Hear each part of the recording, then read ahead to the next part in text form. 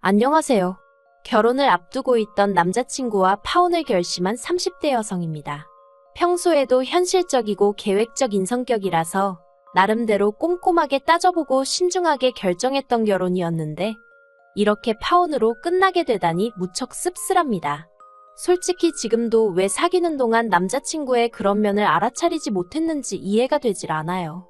1년이란 시간이 사람 한 명을 파악하기엔 부족했던 걸까요? 스스로 괴롭고 부모님 가슴에 대못을 박은 것 같아 죄송할 뿐입니다. 하지만 아닌 걸 알면서도 체면이니 자존심이니 하는 것들 때문에 못 본 척 넘어갈 수는 없었네요. 남자친구와는 친구의 소개로 만났어요. 저는 친구가 많은 편은 아니지만 그래도 개중에 나서기 좋아하는 몇몇 친구들이 있거든요. 그리고 그 친구들의 주도로 싱글끼리 모여서 작은 모임을 가진 적이 있어요. 그리고 그때 남자친구를 처음 알게 되었습니다.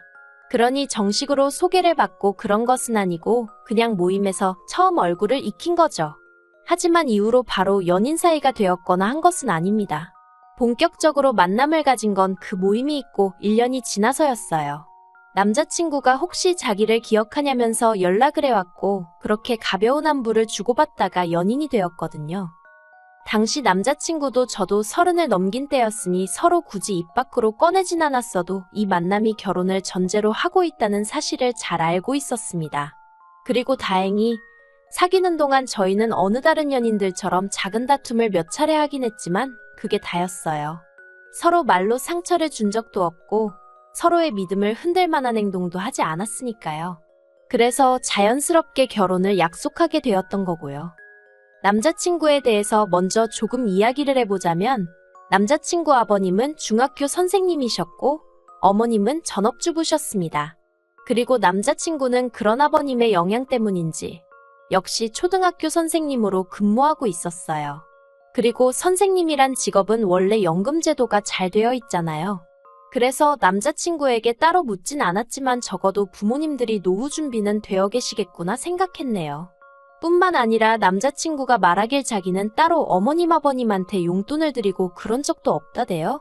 그래서 정말 다행이란 생각이었습니다. 재정적인 부분에 있어서 크게 걱정할 일은 없겠구나 싶었으니까요. 그리고 저에 대해서도 이야기를 해보자면 남자친구가 아버님의 영향을 받았듯 저 또한 친정부모님의 영향을 많이 받았습니다. 부동산업에 종사하시는 친정부모님 덕분에 저는 또래들보다 비교적 이른 나이에 부동산 투자에 눈을 뜰 수 있었거든요. 저는 다른 친구들이 명품 사고 여행 다니고 하던 시기에 알뜰살뜰 돈을 모아 조금씩 투자를 시작했고 덕분에 30이 넘어서는 서울과 경기도에 아파트 한 채씩 그리고 월세 나오는 상가도 하나 갖게 되었습니다. 솔직히 또래들에 비해 경제적 시간적으로 여유 있는 일상이 가능했지요. 그리고 저는 이런 제 조건이 어디 가서 빠지는 조건이라곤 생각하지 않았습니다. 남들 배울 만큼 배우고 비교적 이른 나이에 안정적인 생활을 꾸려나가고 있었으니 제 입으로 말하자니 조금 남사스럽기는 해도 1등 신부감은 아니어도 어디 가서 싫은 소리 들을 만한 조건은 아니라고 생각했지요. 그런데 이게 웬걸? 제 자만이었을까요? 남자친구 부모님 특히나 어머님께서 저를 영 탐탁치 않아 하시더라고요. 처음 인사를 드리러 갔던 자리에서 어머님께선 낯선 목소리로 저에게 무슨 일을 하고 있냐 물으셨습니다. 그래서 제가 아파트랑 상가를 월세 주는 임대사업을 하고 있다고 하니 그게 어떻게 직업이냐면서 저더러 결국은 백수라는 소리네 하며 비웃음에 가까운 표정을 지으셨어요. 그리고는 당신은 당신 아들처럼 안정적인 직업을 가진 며느리를 원했답니다. 그래서 지금 이 상황이 영 못마땅스럽고 마음에 안 든다고 하셨지요. 그리고 아무리 제가 성격이 긍정적이라고 해도 그런 소리를 면전에서 들으니 솔직히 기분이 안 좋더라고요. 저는 나름대로 남들 놀 때 열심히 치열하게 살아서 이룬 지금의 여유였는데 어머님은 그런 건 전혀 개의치 않으시는 눈치였으니까요. 하지만 이런 걸 제가 일일이 설명할 수도 없는 노릇이었으니 아들 가진 어머니로서 며느리감에 대해서 뭐라도 트집을 잡고 싶으신 건가? 라는 생각으로 이해하는 수밖엔 없었지요. 사실 이런 모욕적인 언사에도 제가 바로 파혼을 생각하지 못했던 건 그땐 그래도 남자친구가 나름대로 제 역할을 해주었기 때문이었습니다. 예를 들어 어머님이 남자친구 앞으로 선자리가 물밀듯이 들어온다는 말씀을 하셨을 땐 남자친구가 없는 소리 좀 하지 마시라며 어머님에게 무안을 주기도 했지요. 그리고 아무리 잘난 집안에서 선자리가 들어온다고 해도 자기한텐 저뿐이란 말도 얼굴색 하나 변하지 않고 어머님 아버님 앞에서 하는 식이었습니다. 그리고 그런 남자친구의 모습을 보면서 결혼 후 어머님과 제가 부딪히는 상황이 오더라도 이 사람은 내 편이겠구나 하는 확신을 가질 수 있었어요. 그래서 제가 정말 무슨 마음이 태평양처럼 넓은 대인배라서가 아니라 남자친구에 대한 믿음이 있었기에 그런 불편한 언사들도 참아낼 수 있었던 거고요. 그리고 결국 어머님은 저와 결혼하겠다는, 저 아니면 안 된다는 남자친구의 고집을 꺾지 못하시고 저희 둘의 결혼을 허락하셨네요. 저는 친정도움 없이 결혼을 계획한 반면 남자친구는 모아둔 돈이 많지 않았습니다. 그래서 어머님 아버님이 1억을 보태주시겠다 하셨어요. 그런데 제 입장에선 이미 집이며 상가며 들고 가는 재산이 있는데 굳이 신혼집을 또 구하기 위해서 현찰을 동원할 필요가 있나 싶더라고요. 그래서 제가 가진 아파트 중 계약 만료가 다가오는 아파트에서 신혼살림을 차리자 했습니다. 남자친구가 모은 돈과 어머님 아버님이 보태주시는 돈으로 전세 계약을 하자고 했어요. 제가 집주인으로 남자친구가 세입자로 해서 계약을 하자고요. 저희는 당장 혼인신고를 할 계획이 없었고 그렇다고 남자친구한테 몸만 들어와서 살라고 하자니 그건 저희 친정부모님이 탐탁치 않아 하셔서 나온 이야기였습니다. 그리고 이 이야기가 어머님 아버님 귀에 들어가게 되자 어머님은 혼인신고만 안 한다 뿐이지 부부끼리인데 무슨 계약을 맺냐면서 몹시 언짢아 하셨지요. 사실 저희가 혼인신고를 미룰 수밖에 없었던 건 남자친구의 10년도 넘은 청약통장 때문이었습니다. 남자친구가 저와 혼인신고를 하게 되면 2주택 세대가 되어버리고 그러면 청약통장은 거의 무용지물이나 마찬가지였으니까요. 그래서 비록 아버님이 손주를 간절히 기다리고 계시는 건 알고 있었지만 2년 정도의 유예기간을 가져보자고 했어요. 임신을 조심하면서 청약이 당첨되길 기다려보자고요. 그리고 이런 저희 제안에 남자친구는 서운한 기색을 감추지 못하는 듯 했지만 솔직히 청약만 된다고 하면 1, 2억은 금세 오른다는 걸 본인도 알고 있었을 테니 결국 제 의견대로 따르겠다 하대요. 그렇게 어머님의 반대도 이겨냈지. 혼인신고에 대한 서로의 의견도 조율했지. 이제 정말 어느 다른 예비부부들처럼 드레스는 뭘로 할지, 식장은 어디로 할지 그런 것들만 정하면 되는 상황이었어요. 그런데 그런 와중에 정말 막말로 남자친구가 어디서 무슨 약이라도 처먹었던 건지 상상도 못한 사고를 치고 왔대요. 남자친구가 저랑 상의도 없이 청약을 넣은 것도 부족해 덜컥 당첨까지 되었거든요. 솔직히 청약을 넣고 당첨이 되었다? 여기까지만 들으면 다들 잘된 거 아니냐고 생각하던데 문제는 청약을 넣은 아파트는 어머님 아버님이 사시는 본가가 있는 지역이었습니다. 뿐만 아니라 남편 학교에서 1시간도 넘게 걸리는 거리였기에 위치적으로 그 어떤 이점도 찾을 수가 없었지요. 그리고 더 열받는 건 심지어 애시당초 청약이 미달된 곳이었다는 점입니다. 그런 곳에다 10년 넘게 부은 청약이 기회를 날렸다는 게 정말 황당하고 어이가 없더라고요. 제가 도대체 무슨 생각으로 그랬냐고 남자친구에게 물으니 대답도 가관이었습니다. 그래도 자기가 남잔데 제 집에 세입자로 계약을 하고 그러는 게 쪽팔렸다나요? 그래서 홧김에 넣었다는데 뭐라 할 말이 없더라고요.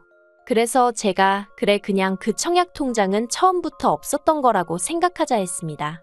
그런데 남자친구가 우물쭈물하더니 벌써 계약금도 넣었어 그러는 거예요. 그땐 정말이지 제가 느꼈던 좌절감이라고 해야 할지 어떻게 설명해야 할지도 모르겠네요. 손발이 부들부들 떨리고 그건 그저 단순히 분하고 그런 심정이 아니었어요. 황당함을 넘어서서 정말 뭐지 싶었달까요. 그래서 제가 모아둔 돈도 많이 없었는데 계약금을 어떻게 넣었냐니까 어머님 아버님한테 빌렸답니다. 솔직히 며칠 동안 속상한 마음을 감출 수가 없었어요. 그리고 결혼하고 나서 이런 식으로 남자친구가 또 홧김에 무슨 사고라도 친다면 그땐 제가 감당할 자신이 없더라고요. 그래서 남자친구에게 헤어지자 말했습니다. 믿음이 깨져서 도저히 결혼은 못하겠다 했지요. 그런데 남자친구가 한 번만 용서해달라며 말 그대로 싹싹 빌대요. 정말 자기도 무슨 정신에 그랬는지 모르겠다면서 결혼을 앞두고 여러 가지로 제 앞에서 스스로가 초라한 느낌이었다나 어쨌다나. 그래서 그래 청약 통장이고 아파트고 없다고 치고 정말 마지막으로 용서해주기로 했어요. 그런데 문제는 남자친구가 당첨된 아파트에 냈다는 그 계약금. 그리고 그 계약금을 내기 위해 어머님 아버님으로부터 빌렸다는 그 1억이 사실은 저희가 결혼할 때 주시려고 했던 돈이라는 거예요. 그래서 졸지의 시댁으로부터 하나도 도움을 받을 수 없게 되었습니다.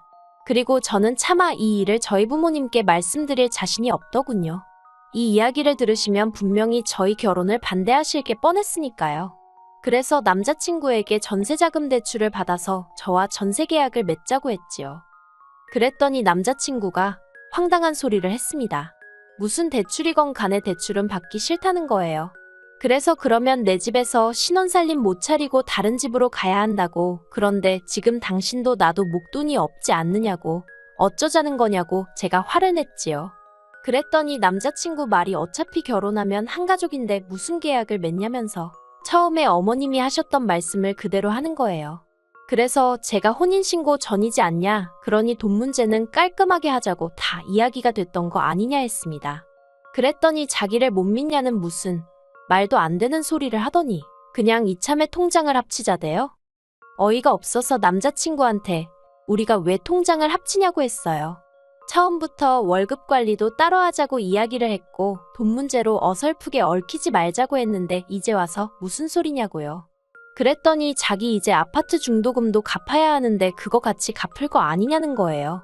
제가 황당해서 나랑 상의도 없이 계약한 아파트지 않냐고 그러니 당신이 알아서 하라 했어요. 그걸 왜 같이 갚냐고요. 그랬더니 부부니까 공동재산이라면서. 그런데 그 소리를 듣는 순간 왜인지 등골이 오싹하리만치 소름이 끼쳤습니다. 남편 논리대로라면 속으로 어쩌면 제 재산도 다 이제 자기께 된다고 생각하고 있을지도 모르겠다 싶었으니까요. 그래서 말도 안 되는 소리 하지 말라 했어요. 그건 당신 재산이고 내 재산은 내 재산이고 설령 언젠가 공동재산이 되더라도 그건 우리가 혼인신고를 한 이후의 이야기지 지금은 아니라고요. 그랬더니 이제 자기 청약 통장도 없는데 혼인신고도 안 할 이유가 없지 않냐면서 오히려 저를 이해를 못하겠다는 식으로 나오대요. 그리고 그런 남자친구의 생각지도 못한 뻔뻔한 태도에 저는 한마디로 학을 뗐어요. 하지만 그때 바로 남자친구에게 이별을 고하지는 않았습니다. 오히려 어떻게든 해결 방법을 찾아서 상황을 바로잡아 보려고 했지요. 남자친구에게 감당 못할 것 같으면 아파트는 지금이라도 팔 수 있는지 알아보라고 했습니다. 통장을 합치니마니 하는 문제는 그 이후에 생각해 볼 일이라고요. 그랬더니 그러면 혼인신고는 언제 하고 아이는 언제 갖냐면서 말 그대로 사람을 들들 볶는 거예요. 그리고 이때부터는 정말 솔직히 어느 쪽으로 생각해도 머리만 아프고 답이 안 나오더라고요. 남자친구를 사랑하는 건 진심이었지만 막말로 우리가 결혼을 한 것도 아닌데 왜 저러나 싶고 동시에 저도 사람인지라 제가 힘들게 일군 재산을 남자친구가 날로 먹으려 드는 것 같아 여러 가지로 날이 섰네요. 그리고 무엇보다도 저랑 상의 한마디 없이 마음대로 계약까지 하고 온 아파트를 가지고는 마치 우리를 위해서 그랬다는 둥, 우리 공동재산이라는 둥 헛소리를 하면서 대출을 같이 갚자 하는 남자친구를 생각하니 우라가 치밀었습니다. 그래서 결국 며칠간 생각할 시간을 달라고 했습니다. 그런데 남자친구는 그것도 싫다며 그냥 제가 말하는 것마다 싫다고 딴지를 걸고 무조건 돈 이야기만 나오면 저를 야박하고 계산적인 사람으로 몰고 가는 식이었어요. 심지어 남자친구 부모님까지 저를 집으로 불러서는 부부라는 건 무슨 계약을 맺는 그런 게 아니고 서로의 부족한 점을 채워주는 거라는 둥 어떻다는 둥. 그리고 그런 일들이 반복될수록 정신적 신체적 에너지 소모가 너무 커지니까 그냥 다 놓고 싶어졌습니다. 그래서 남자친구에게 우리는 아무래도 인연이 아닌 것 같으니 헤어지자고 했네요. 하지만 역시나 남자친구는 이별을 순순히 받아들이지 못했기에 결국 한마디로 네가 가진 게 너무 없지 않느냐고 한쪽으로 기우는 결혼은 하기 싫다고 딱 잘라 말했지요. 그랬더니 또다시 어머님이 전화로 자기 아들이 교사라면서 교사라는 직업 가진 사람을 네 팔자에 또 만나겠냐 어쩌겠냐. 그래서 직업만 교사면 뭐하냐고 교사는 뭐 돈 없어도 살 수 있느냐고 저도 쏘아댔어요. 물론 남자친구네 집이 그 정도로 가난한 것은 아니었지만 저희 집에 비하면 힘든 건 사실이었고 어쨌든 그 심보가 너무 고약해서 있는 정 없는 정 다 떨어지던 상황이었으니까요. 정말이지 왜 사귀는 동안 저렇게 뻔뻔한 사람이란 걸 눈치채지 못했던 걸까요? 아무튼 이젠 뭐 다 끝난 사이니 더는 신경 쓰지 않으렵니다. 장담컨대 멋대로 청약 넣은 걸 후회하게 될 거예요. 그걸로 남자친구는 돈도 사랑도 잃게 되었으니까요.